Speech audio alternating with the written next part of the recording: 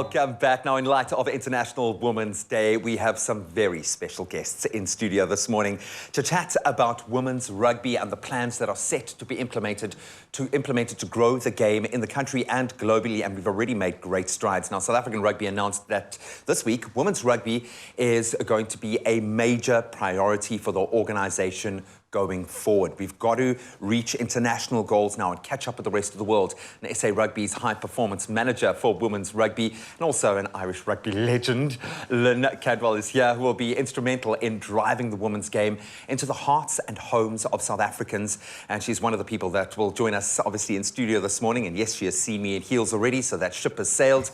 And we also have Springbok women's captain, Nolasidiso Boy, here as well. Ladies, welcome. Happy International Women's Day. Thank you so much. Thank you. I'm sorry that you have to see me in heels. Oh, no, I'm not. I'm happy. I'm glad, okay? Because I've had to do the ring of death with the Sevens rugby ladies, okay? And I've had to step onto that side, so I've felt it. I know the pain. Lynn, what a pleasure having you here this morning, but what an honour having you here in the South African rugby fold. So thank you so much after all of the COVID challenges for making it to South Africa and being here. After the excitement of kind of this launch of the women's Springbok rugby brand, it's now time for the tyre to hit the road. We need traction. What are the plans? Inspire us.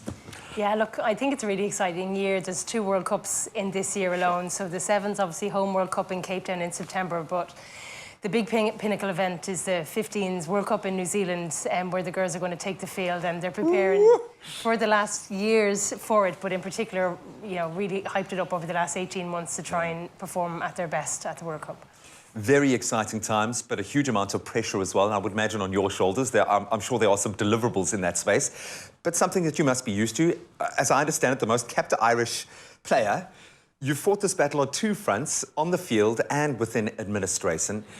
What are the biggest barriers between women and achieving within rugby at the moment? Is it a bigger picture thing? Is it individual elements on the ground level? What are you fighting now? What's the front line for you? Oh, how much time do you have? Look, it's. I think leadership is a huge thing. I think as soon as you step into a union or a country or a sport that really wants it to happen, that's committed and ambitious with its goals, you're pushing open doors. So I think that's a huge thing, and I think definitely within Saru, under the leadership of Rassi and Charles and Yuri, that they've shifted the women's game to the second strategic priority, and as a result of it, we're trying to really maximise the IP that's within Saru, and we know that there's so much of it. Because it's good. It's World Cup winning. I know, exactly. Yeah, 2 World Cup winners with 7s and 15s. But then I think my job is to try and wrap the woman's story around it to ensure that what we build is female specific as opposed to just copying and pasting the men's game. Completely. And what we've seen in other sports in other countries is that usually what's happened, and it usually kind of tumbles and falls. So what we're trying to do is understand what are the female specific things that enable a programme to actually thrive and grow, and things like development of the pathways, because they're usually not there, the kind of female voice within the athlete, physically, mentally, emotionally, all of those different things. So look, it's a big job, but you know, we're in a good place and we've got some wonderful players to do that. Oh, exactly. We've got, I mean, we were introduced to so many of the new players coming in from all sorts of crazy angles, from rowing, from these extreme sports. So clearly we're off to the right start. But Nola, from your experience, getting to this place right now, and I know there's pressures around the idea of professional women's rugby and not, and being able to support yourself in that space and then grow and develop. What have been the toughest challenges for you to get to the point where you're at now? At the beginning, now we have contracts, but at the beginning things were totally different. So I can say that things are getting better each day, and with the support that we're getting from all the Springbok coaches, like we have like our Springbok scrum coach and also the line-out coach, and we also have the kicking coach, which are taking part in our trainings. So things are changing from the way that they were before. What needs to happen, do you think, as someone who's experienced this, as someone who I would imagine, because, and I talk about this because we saw it with the men's game, brand is as important as the structures. The Springboks needed to rebrand themselves before they could change the narrative and get the country involved. What do you want to see for women's rugby in South Africa? What is your vision? With the support that we are getting now, if we can use it and make sure that we are working as individuals and make sure that we are accountable for everything so that we can have sponsors that are coming on board. And if we have sponsors, that's when everything will change for us as ladies. Putting it in perspective, last year you got a trial by fire, travelling abroad. You got a taste of some of the best international rugby. How are you feeling about the progress that was made there? And looking forward to the World Cup, to that kind of showpiece. I mean, that must terrify you and excite you, and it must be crazy. How are you feeling about where the team's performance is? Because ultimately, you've got to get out there and play. Yes, I think my team will come okay because most of the girls that were on that field, it was people that they never been around that kind of environment. Now it's something that we know how to handle kind of pressures when we are playing in those big crowds, because here in South Africa, we don't have a big crowd like when we are playing overseas. So at least now we know exactly what we expect when we get there. And you need that kind of experience, something that you've obviously tasted in spades.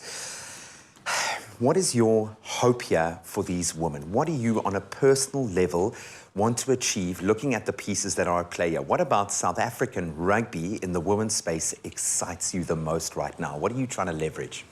Oh, geez, look, I think talent. I think there's so much talent. And I think even when you look to the team and that Cindy's leading, the amount the girls have improved over the last even 6 months, 9 months is exceptional from an athletic point of view, from an understanding point of view, from a skill level.